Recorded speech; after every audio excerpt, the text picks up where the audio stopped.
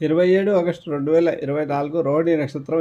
ఈ నక్షత్రంలో జన్మించే శిశువుల యొక్క జీవితం చంద్రమాన దశతో ప్రారంభమవుతుంది. రోహిణి నక్షత్రంలో మొదటి పాదంలో శిశువు జన్మించిన ఇళ్ళ మేనమామలకు దోషము, రెండో పాదంలో శిశువు జన్మించిన తండ్రికిని, మూడో పాదంలో శిశువు జన్మించిన తల్లికిని దోషాలుంటాయి. ఈ 3 మాసాలు ఉంటాయి.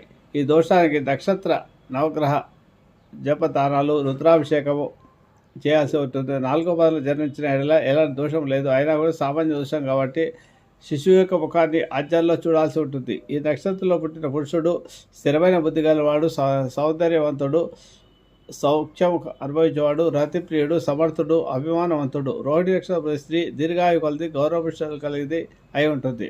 ముఖ్యంగా ఈ నక్షత్రం శ్రీకృష్ణ పరమాత్మ యొక్క నక్షత్రం కాబట్టి ఈయన మెజిషియన్ అనేవాళ్ళు కాబట్టి ఇతర వాళ్ళను ఆకర్షించగలిగే శక్తి ఈ నక్షత్రం వారికి ఉంటుంది. కోరికలు ఎక్కువగా ఉంటాయి ఈ నక్షత్రం